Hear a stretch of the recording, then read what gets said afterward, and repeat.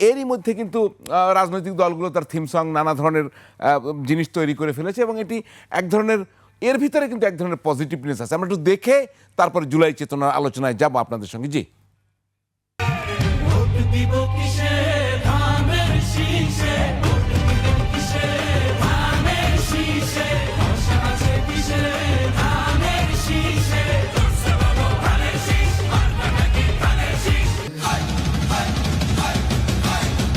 লোকে হোকে বার পাল্লা মানুষের বুকে দাড়ি পাল্লা খুলে দাও হৃদয়ের জানলা জিতবে এবার দাড়ি পাল্লা।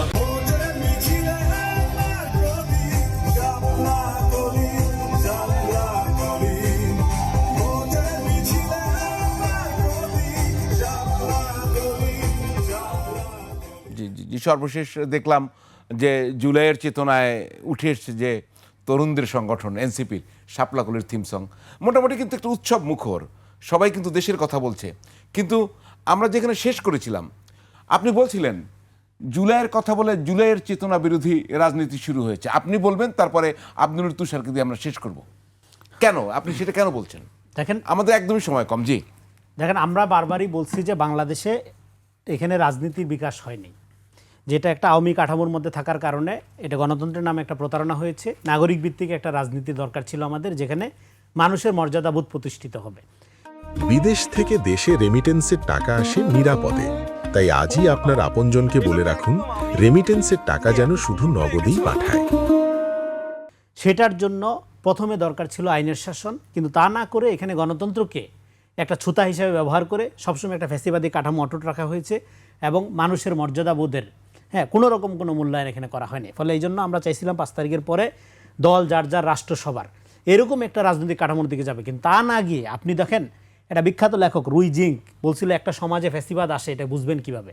বুঝবেন যখন কোনো দল আমি ভালো অন্যেরা খারাপ এইভাবে সমাজকে বিভক্ত করে, বুঝতে হবে সেই সমাজ ফ্যাসিবাদের দিকে যাত্রা শুরু করছে। Very good. এবং আজকে যে আওয়ামী ফ্যাসিবাদ নিয়ে আমরা কথা বলি, অনেকদিন ধরেই আমরা বলি, এই ফ্যাসিবাদ কি আকাশ থেকে নাজিল হয়েছে, হুট করে পড়ছে? নো, এটা সমাজের ভিতর থেকে সমাজের বুদ্ধিজীবী কালচারাল সৈনিক এরা এটা তৈরি করছে নানাভাবে।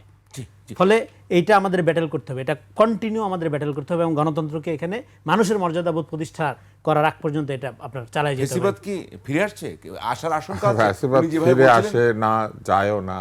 ফ্যাসিবাদ মাথাচাড়া দিয়ে ওঠে, আবার দমিত হয়। মানুষের ভেতরে একাধিপত্য বিস্তারের যে প্রবণতা, সেই প্রবণতাকে বন্ধ করার জন্যই গণতন্ত্র এসেছে, তাই না? রাজতন্ত্র, সামন্ততন্ত্র এই সব কিছুর পরে গণতন্ত্র এখনো পর্যন্ত সবচেয়ে বেটার একটা সিস্টেম বলে সবাই মনে করছেন। এর কারণই হচ্ছে যে মানুষের একাধিপত্যের যে বিষয়টি, সেইখান থেকে বহু মানুষের শাসনে যাওয়ার যে প্রক্রিয়া, সেই প্রক্রিয়ার কারণেই গণতন্ত্রের সৃষ্টি। আর আমি থিম সং 3টা দেখলাম, আমি দেখলাম যে একটি দলের মধ্যে কিছু মেয়ে খুঁজে পাওয়া গেল, বাকি 2টা দলের মধ্যে আমি দেখলাম নারী বিবর্জিত, অন্তত যে কয়েক সেকেন্ড আপনারা দেখিয়েছেন। পরে আছেন কিনা জানি না, আগে পরে থাকতে পারে, তবে জানি না, আবার শুরুতে তো নাই, শুরুতে দেখি না, মানে যেটা দেখিয়েছেন ওইখানে নাই।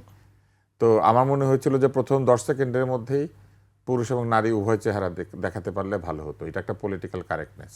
আমি অনেক বছর মিউজিক ভিডিও বানিয়েছি, জেমসের মা গান থেকে শুরু করে আয়ুব বাচ্চুর গান, আর্কের গান, মানে আমি শত শত মিউজিক ভিডিও বানিয়েছি একসময়। তো আপনি যদি এমন হয় যে একটা দল বলছে সবার জন্য তারা কাজ করছে, তাই না, সবার কাজ, কিন্তু প্রায় নারী বিবর্জিত একটা অবস্থা।